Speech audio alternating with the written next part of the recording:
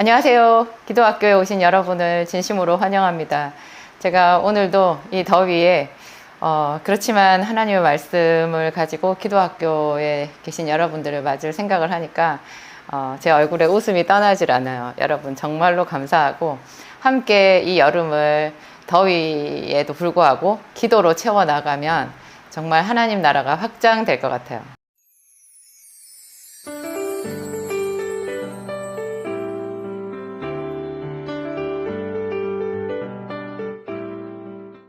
제가 오늘 준비한 말씀은요, 지난 시간에 제가 그 빌립보 감옥에서 사도 바울이 그 역전을 일으켰던 그 놀라운 기도, 우리의 기도가 가장 강력해지는 지점, 그것이 바로 마귀로 인해서, 마귀의 권세로 인해서 우리가 완전히 엎어졌고, 그래서 그곳에서 낙심하고 하나님께 대해서 섭섭한 마음이 들고 그냥 온몸이 다 아프고 피투성이가 된 것 같은 그런 시점에서 하나님께 기도하고 감사하고 찬양했던 거, 그거였다고 제가 말씀드렸잖아요.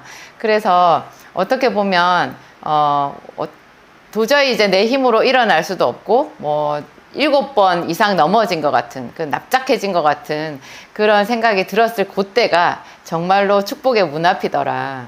축복의 문 앞이더라. 그때 우리가 마귀의 예상을 깨고 모든 사람이 취할 수밖에 없는 그런 낙심이나 슬픔이나 뭐 이런 거를 다 물리치고 거기서 하나님을 찬양하게 되면 정말 마귀의 그 견고한 진이 풍비박산이 나는 거죠.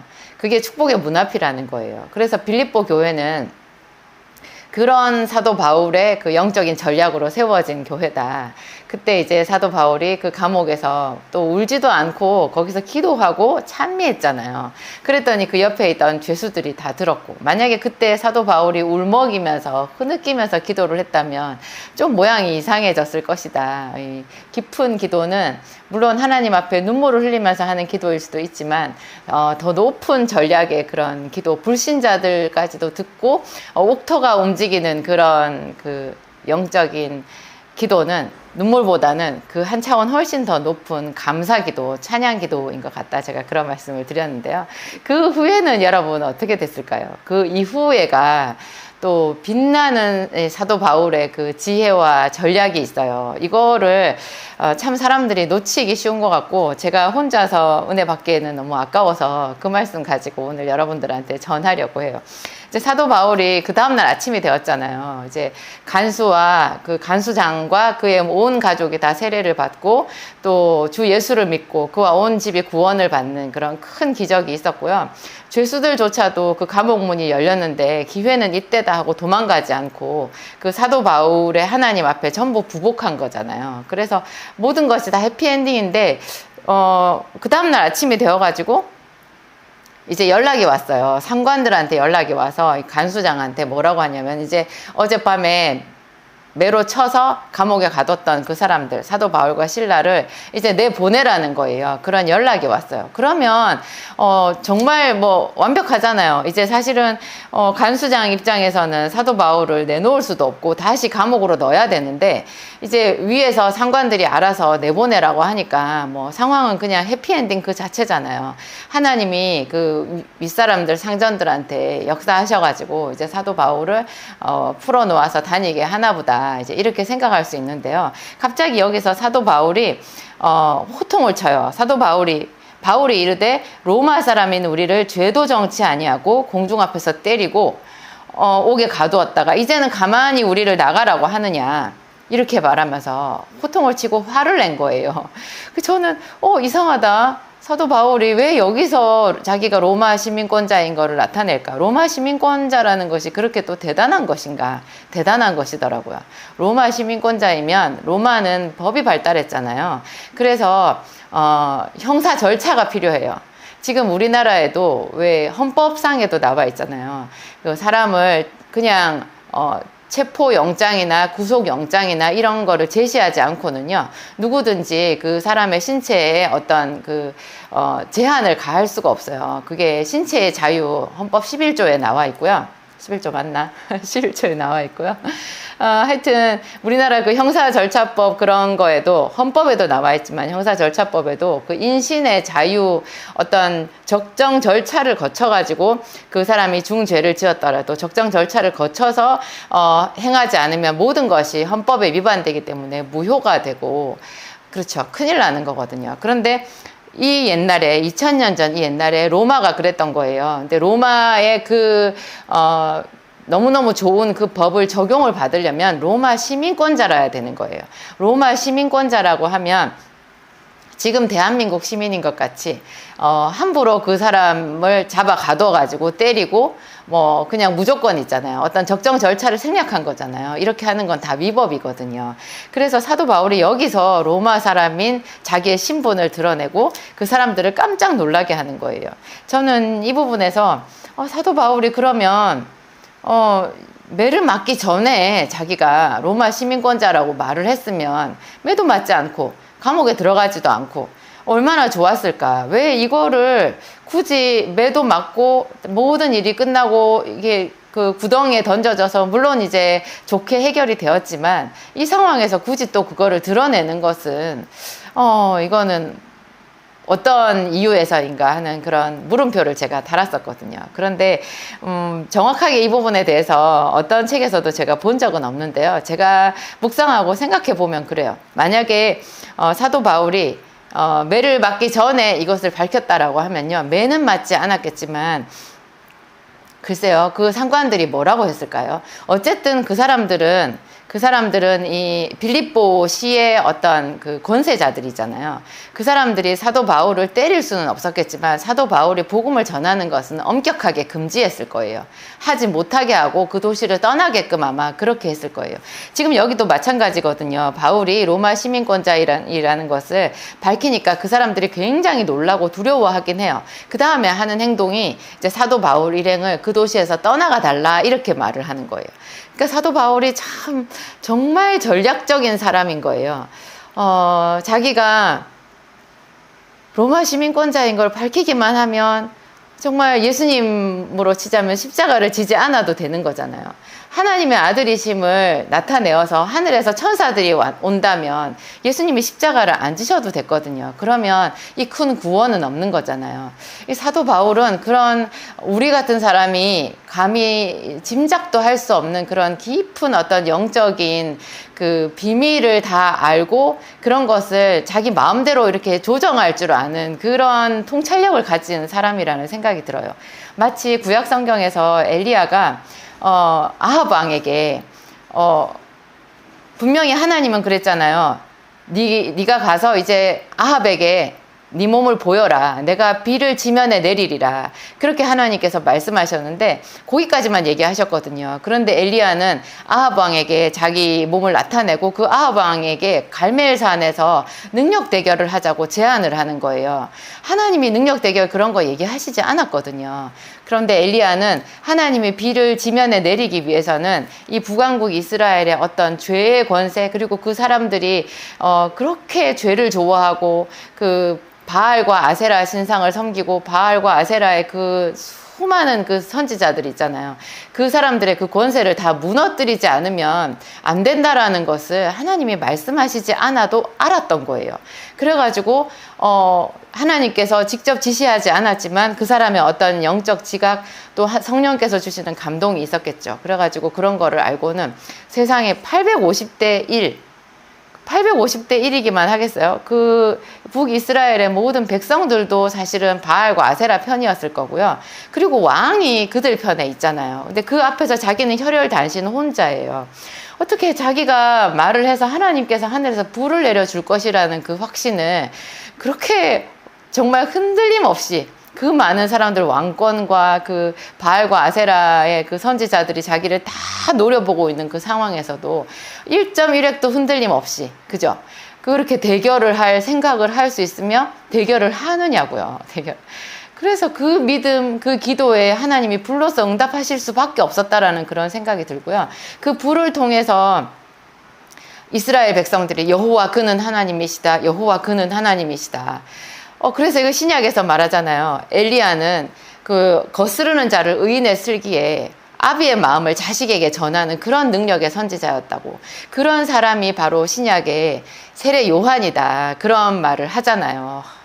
우리는 엘리야가 죽은 자를 다시 살리고 그냥 하늘에서 불이 내려오게 한 그런 것만 능력인 줄 알죠. 사람들의 마음을 바꾸고 죄인들의 마음이 하나님 앞에 물처럼 쏟아지고 녹아지게 하는 그 능력에 대해서는 사실 놓치거든요. 근데 그런 부분하고 다 연결되어 있어요.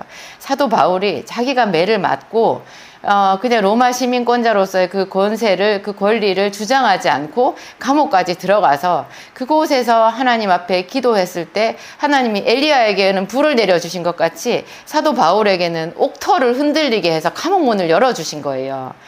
이런 거를 누가 상상이나 하겠어요. 저는 몰라서도 못할 것 같아요. 용기도 없지만 제가 교회를 개척하는데 정말 이런 사도 바울만큼의 능력과 지략과 그런 용기와 그런 영감이 있었다면 얼마나 좋았을까요? 저는 항상 그런 마음으로 교회를 세워가려고 노력하고 여기까지 온 것 같아요. 우리가 아무리 기도해도 별로 반응이 없고 많은 사람들이 우리의 말씀을 들으려고 오지도 않았지만 탄식하기보다는 항상 생각했죠. 내 자리에, 지금 이 자리에 사도 바울이나 베드로가 있다면 금방 부응할 텐데 내가 그릇이 못 되어서 그렇구나. 하나님이 나를 바꾸어 가시기까지 그냥 군말 없이 기다리면서 엎드려서 계속 이 길을 가야 되겠다. 그렇게 생각하면서 제가 견딘 것 같거든요. 앞으로도 마찬가지인 것 같아요. 앞으로도. 참 사도 바울은 대단해요. 그랬더니 그때 이제 그 상관들이 와가지고요. 정말로 이제 그 사도 바울을 이렇게 어쩔 줄을 몰라 하는 거죠. 자기들이 이제 큰 죄를 지은 거잖아요. 로마 시민권자인 사람을 몰라보고 죄도 정치 않고 막 매를 치고 감옥에 가두고 그렇게 했으니까 사도 바울이 그거를 문제를 삼으면 자기들은 굉장히 곤란해질 그런 위기에 처한 거예요. 그런데 사도 바울이 그거에 대해서 이제 더 이상 말은 하지 않고 그 사람들한테 자기가 로마 시민권자라는 걸 나타내고서는 그 도시를 떠나잖아요. 이것이 사도 바울이 떠나고 난 뒤에 남을 빌립보 교회에 얼마나 든든한 벽인지 몰라요. 여러분, 그 사도 바울은 두 가지 측면에서 교회를 세우는 큰 일을 한 거예요. 하나는 정말 그 감옥 문에서 옥터에 성령의 능력이 임해가지고 그 옥문이 흔들리면서 그 죄수들과 간수장이와 그 사람들이 다 목격자잖아요. 그 사람들 마음이 그냥 하나님 앞에 다 녹아버렸잖아요.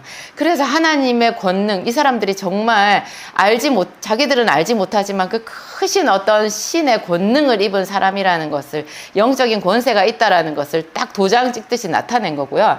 두 번째는 자기가 로마 시민권자인데 이 사람들이 자기를 알아보지 못하고 자기를 불법적으로 감금하고 때렸다라는 그런 이 사람들의 어떤 허물을 딱 도장을 찍어 놓은 거예요.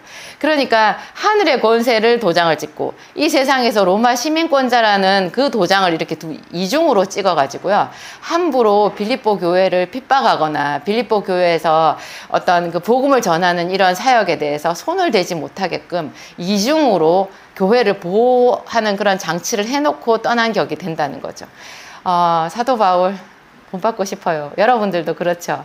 사도 바울의 이런 마음. 저는 제가 고린도 후서, 고린도 전서에 나와 있는 사도 바울의 말을 굉장히 좋아하는데요. 제가 교회를 세우는 사모로서 정말 좋아하는 말이거든요. 제 영상을 보시는 분들 중에서 교회 사모님들도 계시고 또 작은 교회 목사님들도 계시던데 그분들하고도 제가 참 이 은혜를 나누고 싶어요. 그렇지만 또 교회 목사님 사모님 아니더라도 자기의 위치에서 자기의 가정을 세우고 자기 인생을 세워가는 사람들한테도 정말 사도 바울의 이 고백은 진짜 보배로운 것 같아요. 이렇게 말해요. 내가 너희 영혼을 크게 기뻐함으로 내 재물을 허비하고 내 자신까지 허비하리니. 한 단어로 말하면 사도 바울은 허비의 아이콘을 가지고 있어요. 허비라는 그것을 하나님의 백성들을 사랑하고 하나님 나라를 위해서 하는 것이라면 내가 내 자신까지 혹은 내가 가지고 있는 어떤 재물까지 그냥 허비를 하는 것 같이 그렇게 무모해 보이는 것이라고 할지라도 나는 주저하지 않겠다라는 그 고백인 거예요. 누가 허비를 좋아할 사람이 있겠어요. 저도 제가 전도한 그 사람이 정확하게 내 전도의 말을 듣고 내가 가르쳐 준 대로 하나님의 말씀에 순종해서 나와서 기도하고 하나님의 사람으로 거듭나기를 바라죠. 내가 그 사람을 섬기고 그 사람에게 시간 투자하고 이렇게 내 열정을 쓰고 에너지를 쓴 것이 다 사라져서 뭐 아무 변화도 일으키지 못하고 그냥 그 사람은 그 사람대로 떠나버리는 거, 이거 누가 원하겠어요.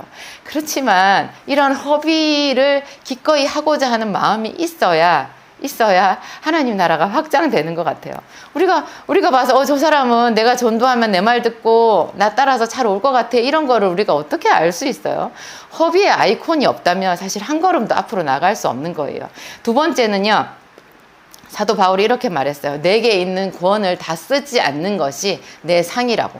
이거는 고린도전서 9장 18절에서 19절에 나와 있는데요. 그런즉 내 상이 무엇이냐? 내가 복음을 전할 때 값없이 하고, 그리고 복음으로 인하여 내게 있는 권한을 다 쓰지 않는 이것이라. 내게 있는 상이 무엇이냐? 내가 복음을 전하는데 거기에서 어떤 보상도 받지 않고, 또 나한테 복음으로 인해서 생긴 여러 가지 권세가 있을 텐데 그 권세를 내가 다 쓰지 않는 것, 다 누리지 않는 것, 이것이 내가 하나님 앞에서 받을 내 상이라는 거예요. 세상 사람들은 그러거든요. 자기한테 요만큼의 어떤 권리가 있으면 그 권리는 다 찾아 먹어야 좋다라고 하는 것이 이 세상의 사람들의 생각이에요. 그렇지만 사도 바울이 말했거든요. 너희는 이 세대를 본받지 말고 하나님의 선하시고 기뻐하시고 온전하신 뜻이 무엇인지 분별하도록 하라. 그죠? 우리의 마음을 새롭게 해서 하나님의 뜻이 무엇인지 분별하도록 하라는 거예요. 이 세상에서는 지혜로운 생각이 하나님 앞에서는 별 쓸모가 없을 때가 많다라는 거죠. 그 중에 하나가요, 자기한테 있는 권한을 다 쓰지 않고 자기가 더 낮은 자리로 내려가서 자기 자신을 때로는 허비하기도 하는, 기꺼이, 근데 슬퍼하지 않고 억울해하지 않고 기꺼이 예수의 이름을 위하여서 즐거이 자신을 허비할 수 있는 마음, 그런 마음을 하나님이 기억해 두시고 그 사람을 생각해 주신다라는 거 아니겠어요? 저도 하나님이 저를 생각해 주신다, 이런 마음을 딱 먹으면요, 무슨 억울한 일이 생겨도 금방 제 얼굴을 펼 수 있더라고요. 여러분들도 다 그러시죠? 그렇게 하나님을 사랑하시니까 제 기도학교에 들어오셔서 이 영상도 보시고 함께 한 마음으로 저와 같이 기도하고자 하는 그런 생각을 가지셨을 거라고 제가 믿어요. 기도하고 마치겠습니다. 하나님 감사합니다.